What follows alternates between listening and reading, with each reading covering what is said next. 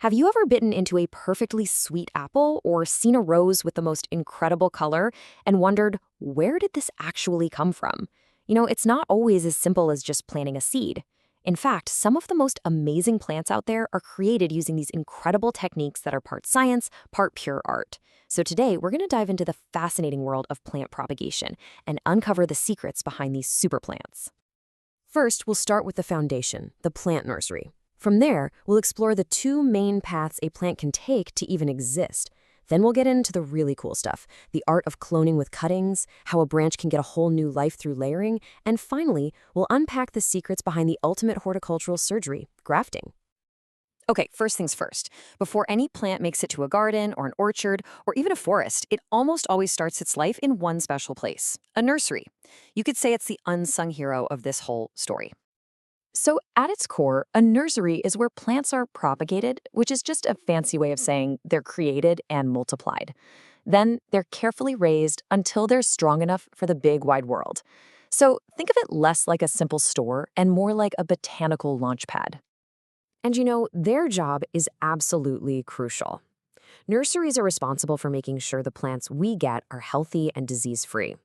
They also play this huge role in introducing new and exotic species, helping to bring life back to damaged landscapes, and, of course, protecting young plants when they're at their most vulnerable. All right, so when it comes to actually making a new plant, growers face this really fundamental choice.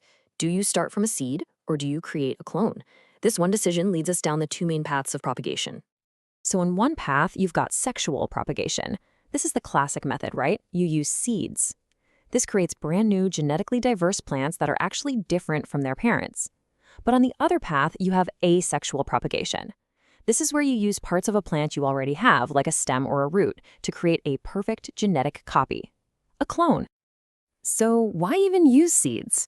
Well, for one, it's usually the cheapest and easiest way to go.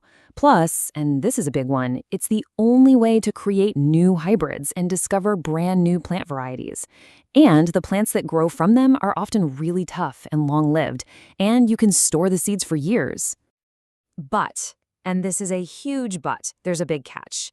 A plant grown from the seed of, say, a delicious apple won't necessarily give you those same delicious apples. They are not true to type.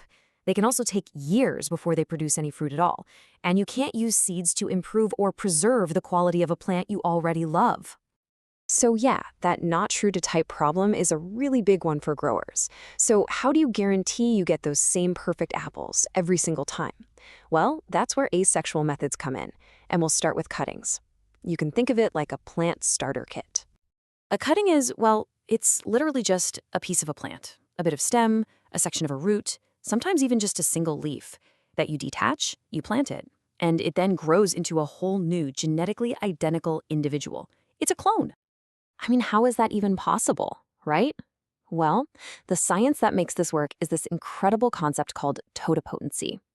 It's the amazing ability of many plant cells to hold all the genetic information needed to regenerate the entire plant.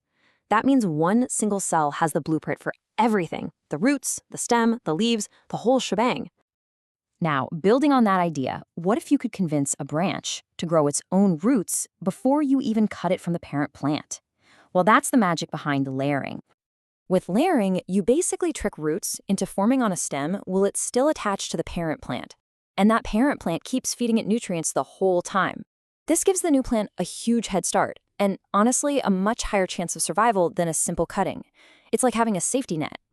The easiest way to do this is called, you guessed it, simple layering. And the process is, well, simple. Step 1, you pick a low, flexible branch. Step 2, you bend it down to the ground. For step 3, you cover part of it with soil, which is what encourages those roots to form. And finally, step 4, once those roots are good and established, you just snip it free. And there you have it, a brand new plant. And you can see exactly how this works in this diagram. See how the branch is pegged down? That constant contact with the moist soil is the trigger for new root growth. Once those roots are ready, one simple cut is all it takes to create a completely independent plant that's an exact copy of its parent. But what about branches that are too high to reach the ground? Well, for those, there's this really clever technique called air layering. What you do is you wound a branch, you pack it with some moist moss, and then wrap the whole thing in plastic. This essentially tricks the branch into growing roots right there, in midair. It's pretty amazing. Okay, now we get to what is frankly the coolest and most advanced technique of them all, grafting. This is the ultimate plant mashup. It's basically a form of horticultural surgery. Which, of course, brings up that fascinating question that we've all heard stories about. But for real, can one single tree grow 2 or 3 or even 5 different kinds of fruit? The answer is a resounding yes, and it is all thanks to grafting. Grafting is the art of joining 2 different plants together so they literally heal and grow as one single organism. This is how pretty much every apple variety you find in the supermarket is actually made. Now, to do this, you need 2 parts. The scion is the top part, so think of a branch from a Honeycrisp apple tree, chosen because its fruit is amazing. The rootstock is the bottom part, the root system, and that's chosen for its strength, maybe its disease resistance, or ability to handle cold. You are literally combining the best of both worlds into one super plant. This diagram shows a really common method called whip grafting. Just look at how both the scion and the rootstock are cut with these matching notches. They're fitted together just like puzzle pieces and then wrapped up tight. If those cuts line up perfectly, the plant's internal plumbing, its vascular tissue, will actually fuse together. And there are other ways to do it too. There's something called approach grafting, where 2 whole plants growing side by side are wounded and then bound together until they fuse. After the graft takes, the top of one plant and the bottom of the other are cut away. All these different techniques you see here, they're all just about maximizing that physical contact between the 2 plants. But really, the absolute secret to making any graft work, the golden rule, is this. The cambium layers of both plants must touch. The cambium is the super thin layer of growing tissue right under the bark. If those 2 layers can touch and fuse, the graft is going to be a success. So from a simple cutting to a complex graft, these ancient, absolutely brilliant techniques are the reason that perfect apple you ate can be grown and enjoyed over and over again. It kind of makes you wonder, doesn't it?